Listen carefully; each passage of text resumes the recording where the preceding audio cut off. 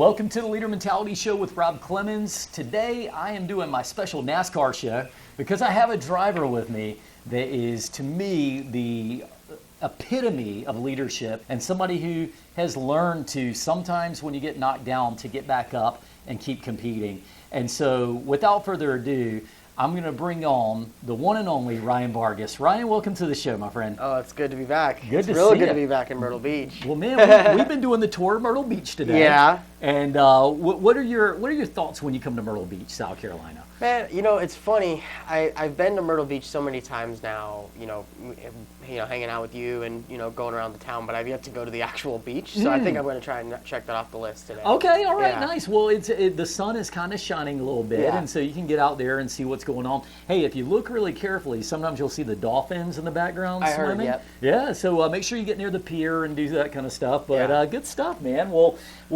let's talk a little bit of NASCAR today, if you will, and let's talk about some other things. But we have Darlington coming up. Yep. So I know you've been trying to kind of work out some final sponsorships and things for that, but tell me a little bit about Darlington. How does that jump out at you? Yeah, Darlington's just a unique track. It's so uniquely shaped. I mean, there's really only 1.5 grooves, and that's right against the wall in turns 1 and 2. And then 3 and 4 is unique because, you could really run any line in 3 and 4, which is, it lends itself to some pretty good racing. Like if you're able to really manage your tires well and, keep the right front and right rear underneath you, you can have a really good day and make some steam on the bottom.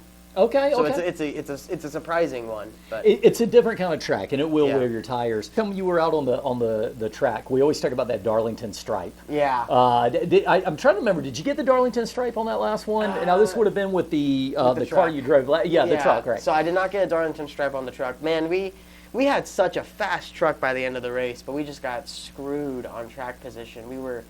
We got lapped in stage 1. There was a stack up in front of me, and so that killed it was like lap 1, killed my momentum for a whole lap or two, and that puts you so far behind. We got lapped with like 4 to go in the stage, and then we were like, okay, we're the lucky dog, we'll be fine. And then the leader lapped one more car, taking that lucky dog position.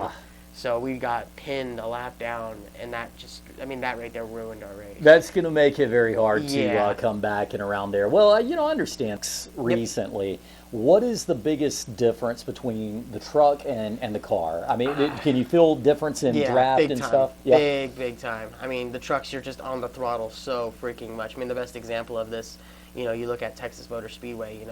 I ran there in the Xfinity car, got a top 10 of the Xfinity car, and going into turn 1 is a perfect example of it. You go into turn 1, you're completely out of the gas, dragging a little bit of brake to get the nose to, do what you need it to do, and then you kind of feed the throttle back nice and gently. In the truck, you're never completely out of the throttle, actually. In fact, you're not even really doing any lifting. You're lifting maybe 40-50% out of the throttle, and then you're rolling right back to it. Wow. So, I mean, you're carrying so much more corner speed. There's just so much side force and down force packed onto those trucks, and a little bit less power. So it lends itself to being a bit of a draft fest. And while I still feel I'm more accustomed to the Xfinity car, I'm very glad that I'm doing these truck starts this year with On Point Motorsports. We've had some really good runs. I mean, like I said, Texas, we had a top 10 in Xfinity, and then we got my first truck series top 10 this year, which is crazy. Nice. Finished 8th, Texas. That was a good one. But just working with Bones and the On Point folks, we've had some really, really strong runs. We've shown a lot of speed. There's a lot of races this year where I look back on them and it's like, man, we deserved a much better result. Heck, Richmond was one of our fastest trucks we ever brought to the racetrack, 15th in practice, and we were one of the fastest Tundras on the long run, but we got turned late in stage 2 and just couldn't recover from that. But that's just racing, especially when you're running a limited schedule, focusing kind of more on the quantity, quantity over quality. Sorry, quality over quantity. Yeah. Let me get that. I got those Right. two mixed up. Right. Less races means less opportunity sometimes, and when those opportunities get squashed like that, It probably hurts a little more. it does, because right. I mean, my last race was Richmond. That was almost a month ago. And now my next race, on the docket is Talladega, and that's still another month from now. Do you find yourself putting more pressure on yourself then? I mean, when you're like, okay, I've only got, let's say 1 out of 4 races that I'm doing, and I'm just using that as an example. Do you feel that you're putting more pressure on yourself, or do you get into a different zone? Yes and no. I mean, at the end of the day, I put a lot of pressure on myself to perform. I mean, and not running as many races as I normally do has given me the opportunity to prepare better. I mean, I felt, Richmond was probably the most prepared I had shown up to the racetrack, and it showed on the speed charts. And that was a very reassuring thing. It's like, to me, it's like, okay, I can do this. I can hold my own. I can run faster. I could run on par or even better than what my, where our equipment is, and that's important. Yeah. We're a top, I feel like on our day, we're a top 15, can challenge for top 10s team, when things go our way. And I think Richmond was a top 15 caliber day in terms of our speed. Just, like I said, when you get turned under a green flag cycle and there's no yellow, you're not going to come back from that, Right. Unfortunately. You get spun and then there's nothing you can do. But that's just part of racing, unfortunately. It stinks because that's my most recent starts. That one's still festering. Yeah. But Talladega is always an opportunity race, and Talladega is one of my favorite racetracks, so I'm excited to get there. Very cool stuff, man. And now it's so hot in Talladega. Yeah. How does that how does that affect your preparation for the race? Now, I know it's always hot in NASCAR, so I get that. But when you get down to this place, and it's probably going to be 95 degrees outside, something like that, and hopefully a little later in the day, so maybe not. But do you prep yourself? Do you drink more fluid the day before? I mean, the weeks of the races, I'm drinking at least a gallon a day, just to make sure that I'm well hydrated, well prepared for these races, as well as you talk about Talladega, it's such a unique race compared to all the others. You're in that pack, you're so tightly grouped together. So you have to prepare yourself for a totally different kind of driving than you're used to, and you have to play the strategy right. You have to play the game right. Pack racing is a high speed game of chess, and sometimes you win and sometimes you lose, and you got to do everything in your power to maximize that day. Yeah, I get you on that. From your experience when you're driving those long ones, and that's a long race, right? Yeah. Do you ever feel, and I'm asking like fan questions now, right? Do you ever, when you're driving, like get an itch on your head and you got this helmet on, or like does that kind of stuff ever come up? No, I mean, the only thing that like gets uncomfortable sometimes, you kind of realize you're kind of like sitting in a little bit of a weird spot. You kind of like adjust yourself a little, or like you mentioned, the heat, the worst race that I ever have done in my career was Nashville in 2022. I think it was 99 degrees that day, very, very humid. No, sorry, it was like 100 something. I'm wrong. No, it was in the hundreds. Good Lord. And not only did that happen, but then it rained 2 hours before the race. Ugh. So not only was it really hot, but it was really humid. So you got to think you immediately were sweating before you even got into the race car. Now you're in the race car for 2.5, 3 hours, and it's 140 degrees almost inside the race car. You are completely winded, and that was probably the worst I had ever felt after a race. Right, you probably got out and you're just like, I don't want to talk to anybody. Well, I went straight to the infield care center. Right. I think they treated about a third of the field that day in the care center after the race, and I was definitely one of them. Boy, that says it all, man. It's so much goes into it, and so much of your basically physical capacity goes into getting through these races. So it's really impressive. You have to love it. So let's talk about loving it. What do you like about racing, man? Man, it's all I've known. It's all I've wanted to do my entire life. Since I was a little kid, I just liked cars. Whether anything with four wheels and a motor. Whether it was a monster truck or NASCAR or sports cars or off-road cars or demolition derby. Like I love four wheels and motors, and so that's what really fueled my passion to race. In NASCAR, that's what helped me get to this position. And at the end of the day, if I'm able to put myself in a spot in my life where I'm able to make a living and continue driving race cars, no matter what series it is, whether it be truck, Xfinity, Cup, ARCA, off-road, IMSA, whatever it may be, like I want to live my life driving race cars and continue to prove my place. So cool, man. So cool. Who's your biggest supporter? Man, I mean, obviously my parents. Yeah. My mom and dad. I'm always on the phone with my mom, just asking her questions about, just getting her opinion on things. Hey, how does this sound for an email? Hey, how should I approach this phone call? Or, hey, should I go for another run today? Like, it's just like silly stuff. But having someone like that in your corner, and my girlfriend, she's also been a fantastic supporter of mine as well. So just when you have a good base of people around you, like good friends, a good family, just surrounding yourself by the right people can go a very long way. Yeah, well, I can say so. And with that, I've met your mom a few times. Yeah. Lovely person. Your father, I think I met him a time or two as well, and just great people. So, I mean, it's nice. And it makes me think of when I'll sometimes still to this day call my dad and be like, hey, what do you think about this? Before I respond to this, what do you think? Yeah. And we all need that, right? So exactly. even the NASCAR successful drivers are still doing this. So, if you're out there wondering. Oh, yeah. Well, talk about support. You're on a new team this year. I think a very successful team. I know I've heard good things from you behind the scenes about, how it is to work out there. Tell me something about just going to work on a day-to-day. Have you found that they are particularly good at any one thing as far as preparation or even otherwise? I mean, just overall preparedness. We show up to the racetrack, and I know that they've put a lot of time and effort into this and a lot of, research in what they do. Bones, my crew chief, he's been in the sport for so long. I mean, he's worked at Ganassi, he's worked at Penske, he's worked at Petty, he's worked, he's worked on Cup teams, Xfinity teams, truck teams. Like, he has been through everything there is to. He knows anything that there is to know in the sport, and so when he's on the box, it helps to have that experience kind of like in your back pocket, and he's not afraid to tell you when you're not holding up your end of the bargain either, which is something that I need. Yeah. I mean, heck, I'll name it right off the bat. Charlotte. I didn't feel we brought the best setup, but at the same time, I wasn't driving it the way it needed to be driven. Okay. And we both, talked about it after the race, and it was like, this was good. Like, we made progress here. It was a rough day, but we made progress. Wow.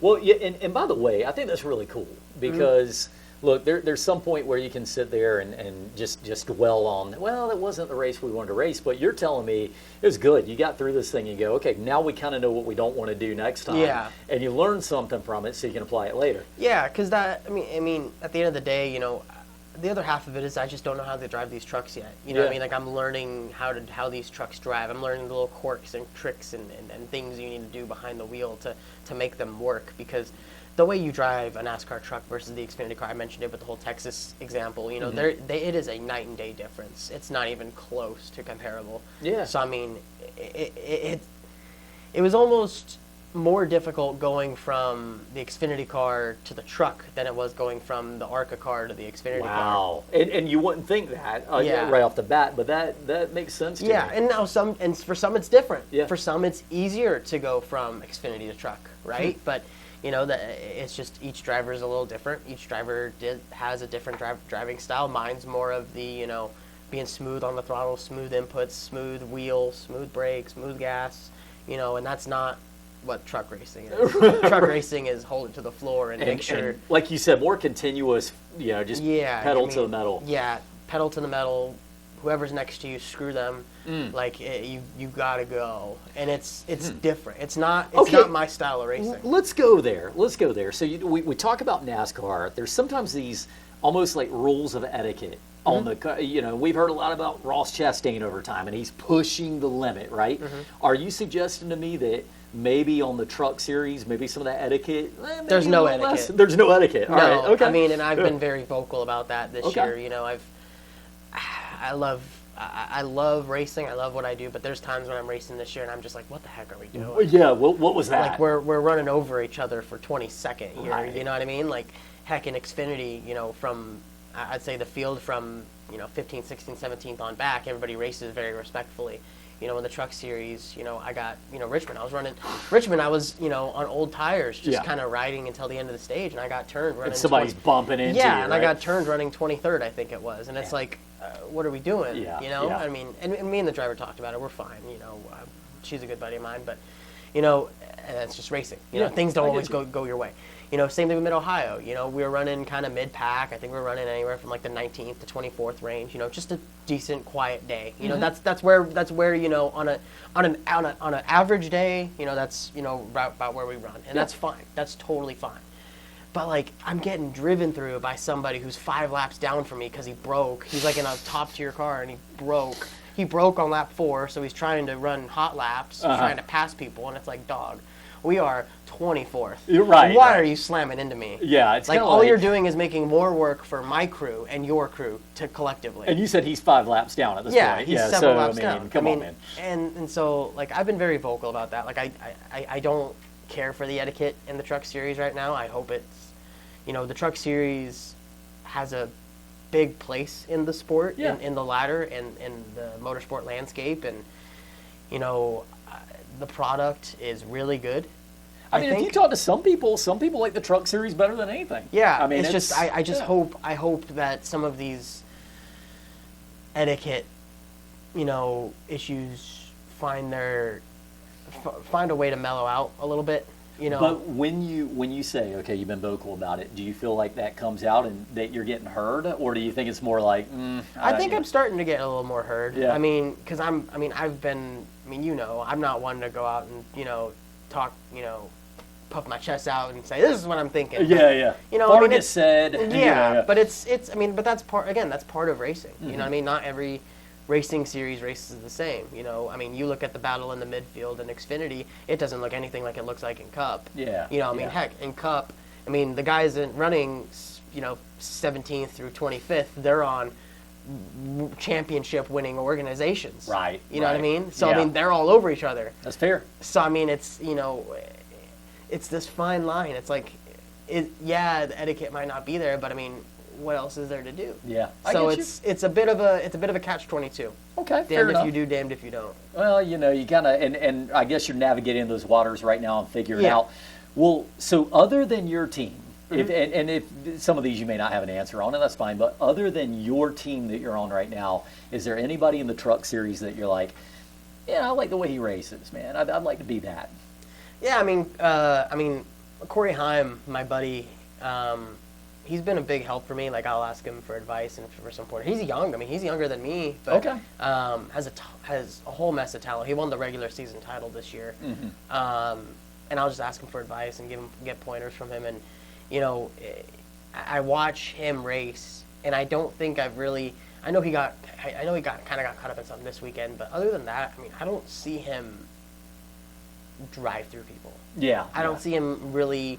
I don't see him ever really have the need to put his elbows out because he just knows how to finesse them better. And I think that's and there's a reason why he's winning the Xfinity, the Truck Series title, right?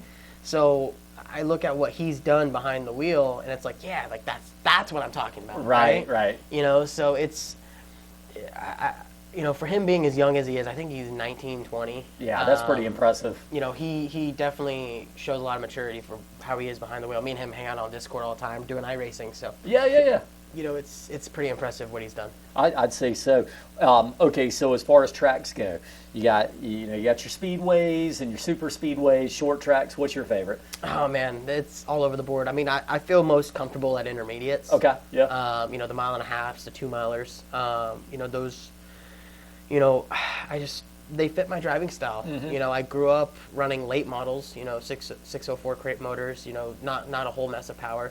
Around bigger short tracks being like Irwindale Speedway and Kern County Raceway, where there's, you're off the throttle, but you're not, heavy braking, having to, it's all about momentum. It's all about keeping that speed up. And that's what intermediate style racing does, especially in the Xfinity car.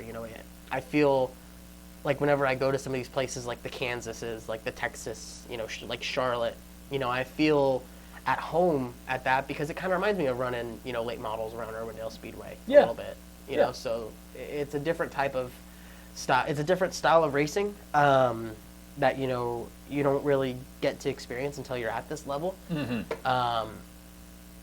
But I think that's another thing that makes me appreciate it that much more. I agree, and sometimes it does take that step back to appreciate things like that. Let me ask you, as far as your fans, what do you think your fans are, like the true Ryan Vargas fan? And I know you get a huge cross section of them. Heck, you got almost 600,000 TikTok followers, right? But what would you say your fans are? Why are they drawn to you? Man, I think it's hard for me to tell because I can't believe it half the time. Hearing you say that number, it's just kind of like every time I look at my following, it's like, why? But I think the easiest way to put it is that I feel that I make myself more approachable. I'm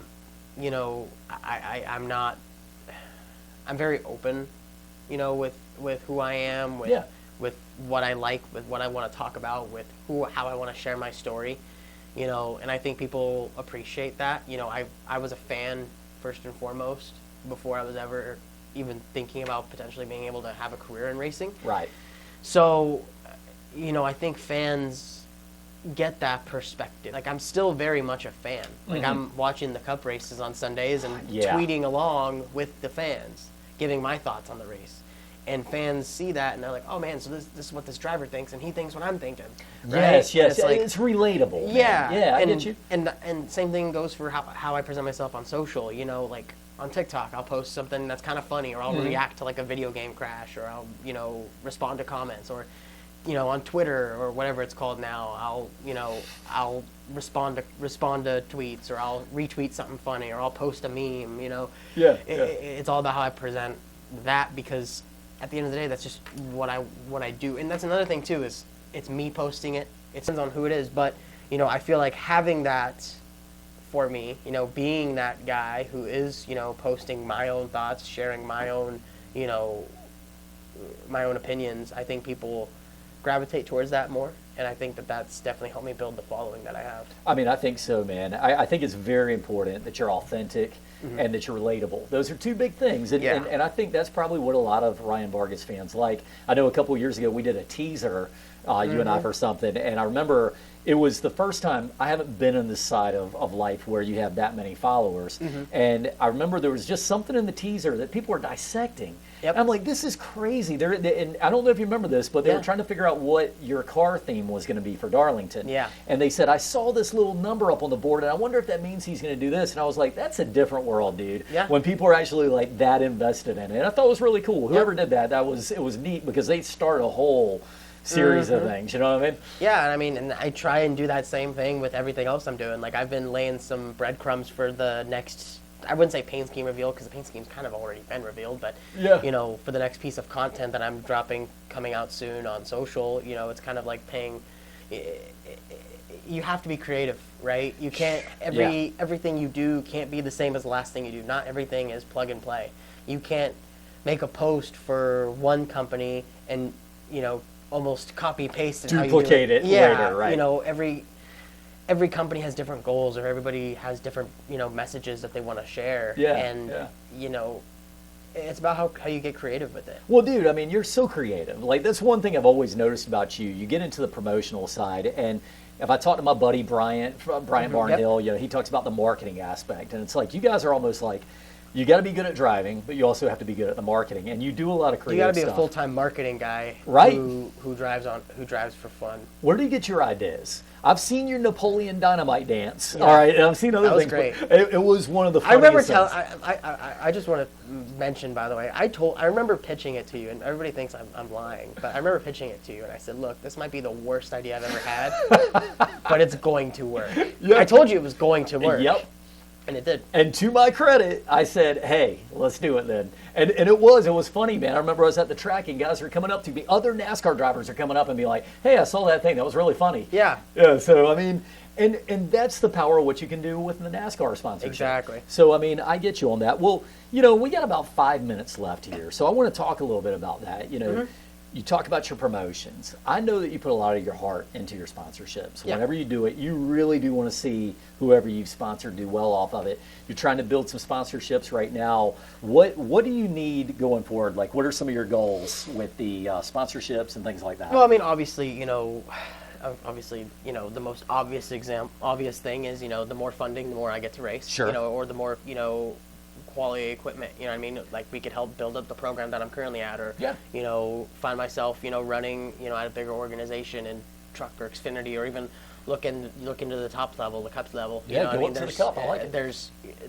It opens up more opportunity, but but that's not what I care about, and I feel like I phrased a lot of that wrong. But at the end of the day, anytime I partner with somebody, my goal isn't okay, let's get you on the car, let's have fun for a weekend, and we'll show you a good time. That doesn't matter. Mm-hmm. That does not matter. I mean, so many people try and do that nowadays. So many people are like, but look how cool it is. To a one weekend party. Yeah, right? It's a one weekend party, and you can't do that, right? Like, I don't care if it's a 1 race deal or a 10 or a 20 or a 30 race deal. There needs to be a plan that benefits the people who are actually investing in you. Like if you were to come to me and say, Ryan, I'm going to invest, let's just say $1 million. Let's pretend you're I'm able going to to do that too. It's totally happening. But like, okay, so how do I, Ryan Vargas, deliver 1.2 million in some sort of desired return? Whether your return is more customers or, or more clients or promotion or B2B, whatever your company may be, whatever your goals are, because every company is different, right? Like you look at Critical Path Security, they're cybersecurity, right? They thrive on B2B. But then you look at Williamsburg Contracting, and they are, I would say, they're definitely B2C. They are B2B for sure. They definitely want to, they definitely want to meet different companies and work like that. But if I were to wear Williamsburg Contracting out, I would say, hey, you need some stuff done. You live in Williamsburg, Virginia. Well, Williamsburg Contracting's your guy. For some brickwork, for just general masonry. Like there you go. Like that's who I would tell you, and it's like perfect. That's easy. That's easy peasy, right? And then some companies they just want their sticker on the car, right? And some companies do just want to have fun. You know what I mean? That's fine too. So you're like, at the end of the day, you just want them to get what they wanted out of it. I want them to get what they wanted at the bare minimum. I got you. Yeah. Like the way it needs to be is by the time that car or truck unloads out of the hauler on race weekend for the first time, the goals need to be met. Okay. Like I want the goals to be met prior to the car even touching the racetrack. I love that. Because once that is like, or at least have those, or at least have those plans in motion, right? Because sometimes sometimes it's just not possible for some things to be done. Yeah. But like, because at the end of the day, you don't know if you go out there on lap 1 and destroy the race car, you're done. It could happen. Right? So therefore, the setup does become very important. Exactly. Yeah. Because, like I said, you can go out there on lap 1 and break or blow a motor or crash. And guess what? All right, that's it. Yeah. So it's like, okay, what's our plan here? How do we make it so that everybody in this racetrack knows that X company is on this race car? And make sure that they know it coming into the weekend, and make sure that they remember that they were on that car for weeks to come. Man, that's really awesome, dude. And I love the mindset. We always have to talk about it, and there's people who listen with businesses right now, or customers, or fans, or whatever it is. You always have to start with who is my customer, and how do I please them first? Yeah. Because when we lose track of that, and we get bigger than that, when we believe we're so big that we don't have to worry about the customers, when usually things fail. So I love your customer first approach, man. Yeah, at the end of the day, that's how it has to be. Yeah. Plain and simple. The goals need to be met at the bare minimum. Right. Like at the bare minimum, you accomplish the goals. But let's go here too, and this is really kind of important to me. You start to say it, you kind of like backed it off a little bit, but it's very true. Look, if you were driving in the car with the finest engine, the finest tires, the finest chassis, and everything else, right, you are going to do really well, okay? Yeah. And so the money does become important. And so I asked this question to Bryant one time. I'm going to ask this question to you. In the NASCAR game, in the racing game in general, we could say, how important is the driver versus how important is the vehicle they're in to winning races? To winning races. Yeah. To winning races. To competing well in races. I was going to say, because winning and competing well are two different things. Yep. Realistically, here's the thing. There have been people who have been in winning machinery and never won. Uh-huh. And then there's people who were not winning machinery and won. So you have to think about it like that. Well, I would say it's about a 40-60 split. 60% the car? 60% the car, okay. 40% the driver. Wow.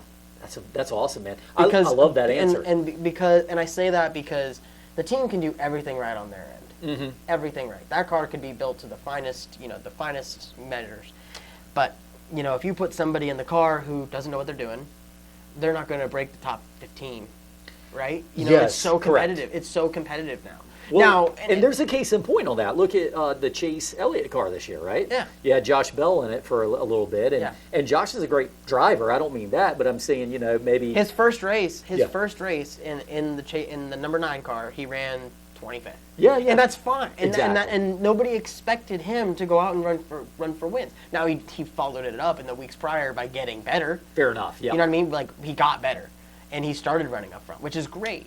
Which is, you know, and then it also goes back to, okay, well this goes back to that 60-40 split now. Yeah. Like on that day in Vegas when he was running 25th, that's where that 40% was struggling. Exactly. But then you go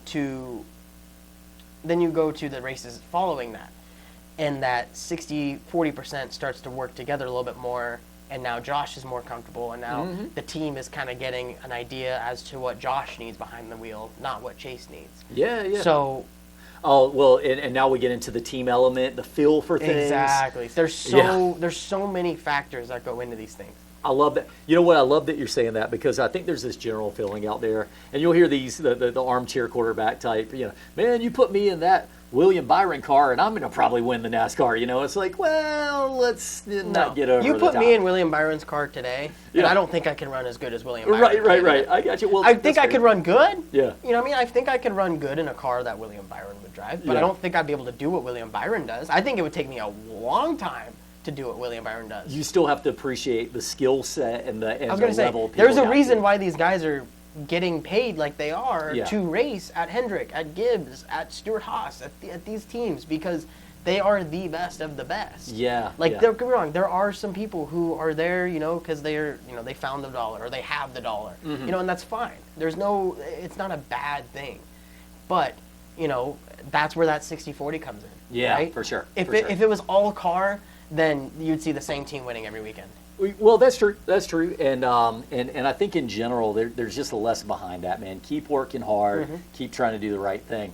Well, let me kind of get on just last couple of topics here. Where are you headed next with your career? I mean, I see you on, you know, you talked about the iRacing. I've seen you doing some commentary. Where do you think you are 5 years from now? Are Man. you in Cup? What are you doing? 5 years from now, I just hope I'm driving full time in something. Right on, You man. know, full time in, you know, whether it be truck, Xfinity, Cup, IMSA, whatever. I don't care. I want to drive something. Like, I Nice. want to be in racing. You know, I hope it's NASCAR, but I mean, if I end up tripping and falling and landing in an IMSA seat, then I'll do that. You know what I mean? Right. I'd love to do that. You know, if I'm able to make a living and chase a dream of being a race car driver professionally, then that's what I want to do. Man, you got that passion, man. You know where you want to be. Yeah, and that's just part of it. So I mean, you know, that's where I see myself, is being behind the wheel of something. Very cool, Don't man. know what, but on a big scale. Let's give a message to the young driver out there, the young Ryan Vargas. He's sitting there, maybe he's racing some karts right now. What's your advice to them and looking at a NASCAR career or any kind of career in racing? For every 100 bad days in racing, there are going to be probably 5 good ones. But those 5 good ones are going to be so much better than those bad ones that they're going to outweigh them. Wow, man. So that's the way I see it. Like, I've had so many days where I just was like, why am I even doing this? Yeah. Like, I mean, I would say probably in the last 12, 18 months, I've probably made some of the biggest changes I've ever made in my career. And they were all for the better. Now, were they conventional? Absolutely not. You know, but I don't regret a single one of them, because it's minimized those horrible days, and it's made those good ones a lot more common. Nice. It's about where you position yourself. It's about the people you put yourself with. And but at the end of the day, you know, racing is such a uncontrollable beast. And I'm not just talking about the race car. I'm talking about the industry. I'm talking about the people you work with. I talk about every single thing that goes into being a race car driver. There are so many things that are just so out of your control that you are going to have a lot more bad days than you are going to have good ones. And you have to be persistent and follow through if you love what you're doing, man. Well, very cool stuff. And I think we can all relate with that in some form or fashion, even if it's not racing. You know, sometimes you go to work, and I heard an NFL player say one time, and I love this because I always took it with me. He said, I get paid to practice. He goes, I play the game on Sunday for the love of the game. And I think that there's something to be said for that. You know, we all want this dream job and just to love, but sometimes at the end of the day, you just have to do what feels right to you. Well, I want to say, man, I got a little present for you here. Yeah. Get a little Carolina Bays hat. You're on the Leader Perfect. Mentality Show, but I definitely wanted you to have that and, just kind of wear it with some pride, man. I had a gift for you there, and I appreciate everything you do. Let's talk about how can the people get a hold of you or find you or even better, sponsor with you. Yeah. Well, yeah, I mean, if you want to follow me on socials, the easiest ones to find are my Instagram, which is RTRV23. I've been trying to change that for years. Instagram won't let me. You can also follow me on Twitter or whatever it's called, and TikTok at @RyanVargas_23. Facebook, Ryan Vargas. And if you were ever interested in reaching out into doing some sort of partnership, whether it be race car or just working with me directly, my email is ryanvargasracing@gmail.com. Man, that's super cool, man. I'll give you a plug, man. Yeah. You can get into a NASCAR sponsorship at all kinds of price ranges. It doesn't just have to be the full car, so it's more affordable than some people think. Yes. And I can tell you, Ryan will work hard for you if you give him that opportunity and try to make a difference for your company. So, well done, man. Yes. Appreciate you being on the show always, all right? Yes. And enjoy your trip to the beach. Enjoy your rest of your Myrtle Beach stay. Yeah. And we'll see you again next time, all right? Sounds good. All right. And we do want to thank our sponsors, Carolina Bays Real Estate and Construction, and all of our Leaders List members. Check them out on the QR code right above my head right here. Check them out for the companies that have leading attitudes, leading personalities in their group. And we will look forward to seeing everybody next time on the Leader Mentality Show.